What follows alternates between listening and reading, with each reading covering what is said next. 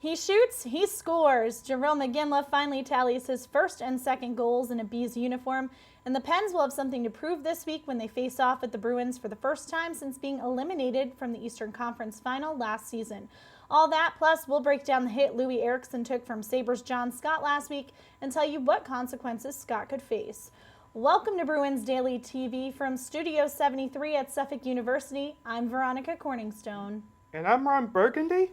Damn it, who typed a question mark on the teleprompter? Well, we certainly have had a very busy week here in Boston, haven't we?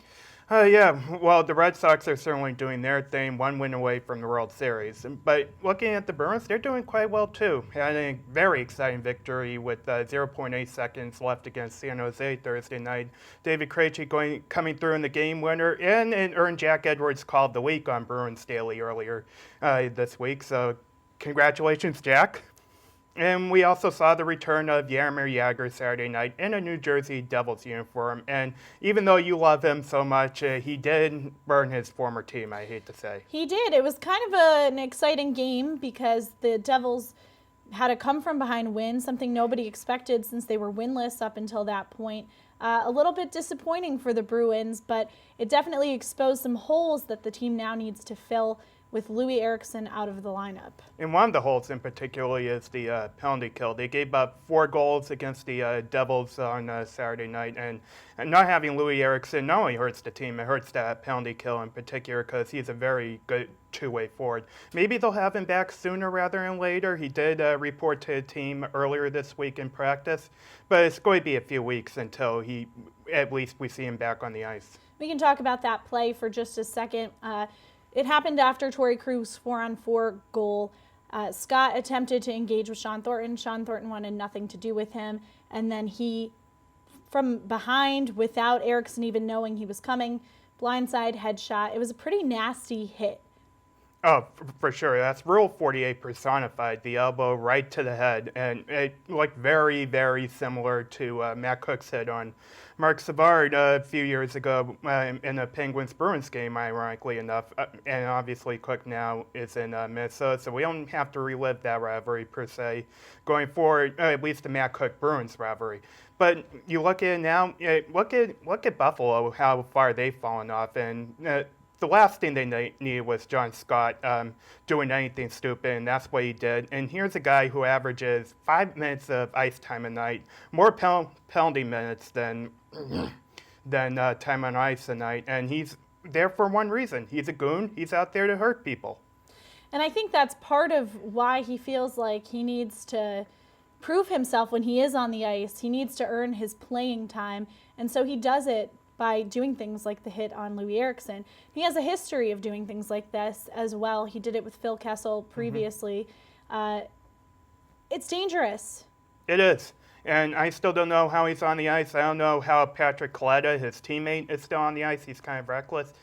Raffi Torres, Phoenix, he does the same thing. At least he has a little bit of skill, but still, these type of antics, you don't want to see that in the National Hockey League. It leaves a black mark, and now we have another debate going on whether fighting should be banned, whether goons should be in the league or whatnot. And it's another thing that the National Hockey League does not need.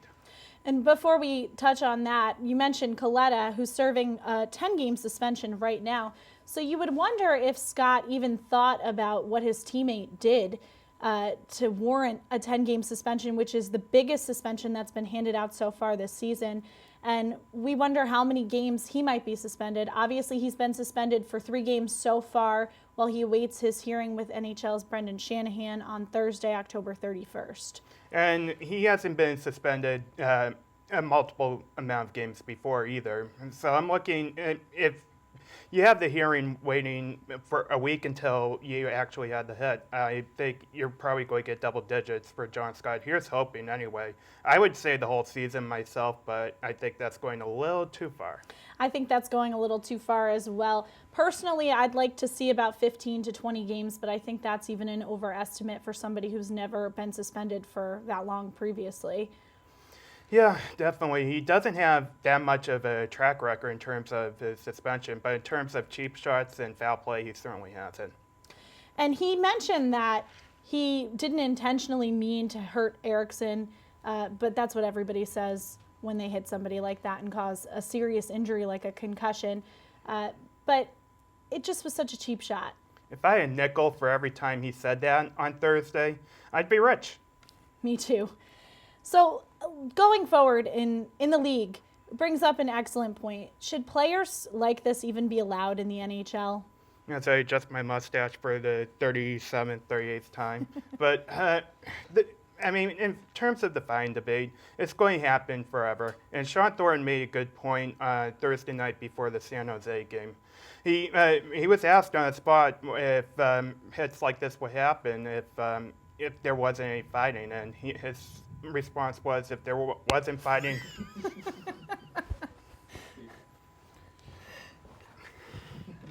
Anyway.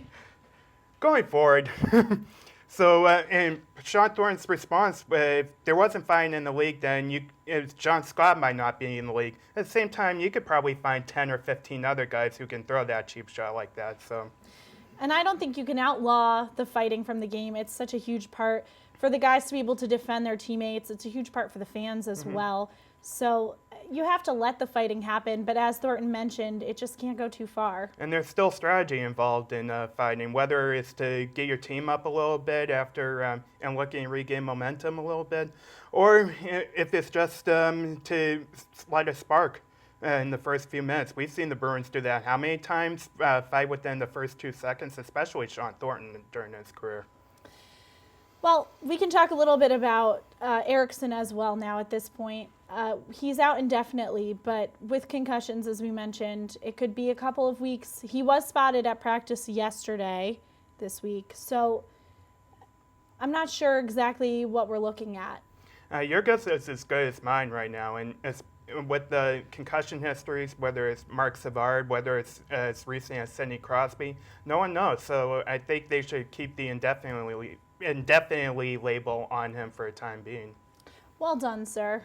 A tip of the cap to you, Miss Corningstone. Well, we're going to take a quick break, and when we come back, Ron Burgundy and I are going to drop the gloves. That's all coming up next on Bruins Daily TV. Hey, it's Erika from Bruins Daily TV. Join us Friday, November 8th at the Cask and Flagon for the 3rd annual Frosted Fall Benefit presented by Stinky Socks Hockey and BruinsDaily.com with guests Renee Rancourt, Bob Sweeney, Lyndon Byers, and the Bruins Ice Girls.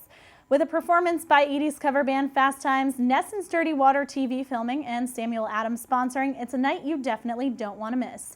Tickets start at just $25 with net proceeds benefiting the Boston Bruins Foundation. Log on to fundraise.com/FF today to purchase tickets. And as always, be sure to follow us on Twitter and Facebook at Bruins Daily for the latest updates. For more information, log on to BruinsDaily.com. We'll see you there. We're back on Bruins Daily TV. Veronica Corningstone here, joined by the one and only Ron Burgundy.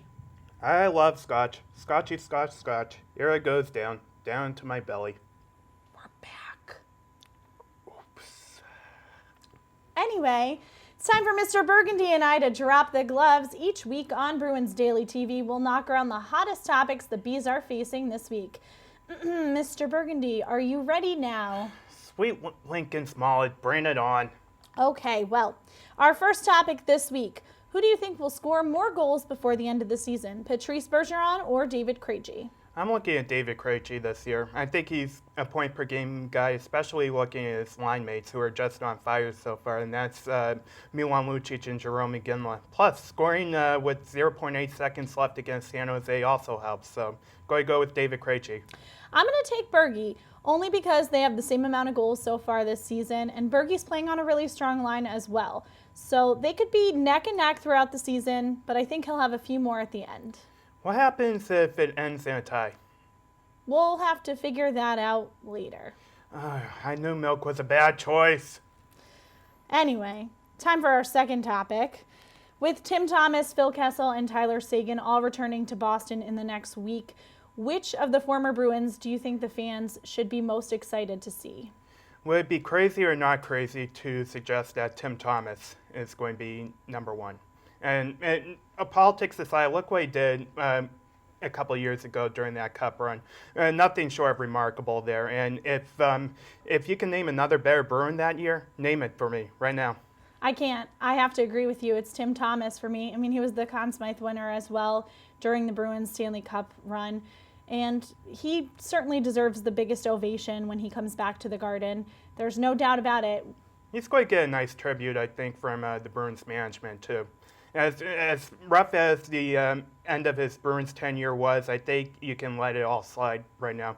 Even though some people might disagree with me on my Boston.com assessment, you know what?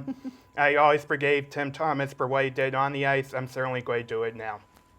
I'm with you on that one. And our last topic this week, in the spirit of another Boston team who could be on the verge of a World Series win, the Boston Red Sox, which of your playoff beards in recent history is your favorite? From any athlete. I'm going to go 2009 and Bill Guerin during his cup run with Pittsburgh. As a matter of fact, his beard was so thick, I think you could see bird eggs growing from it, maybe even little Tweety birds growing in there as well. Well, I'm going to go with 2010 with Mike Commodore.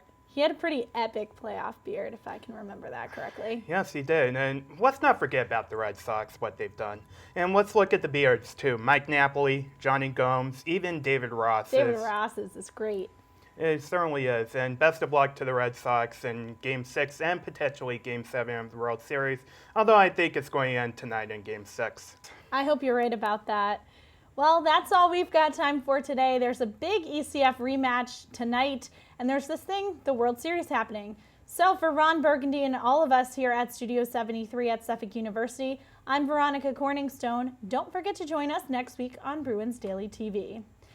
You stay classy, Boston. All right, it's a little late on that one.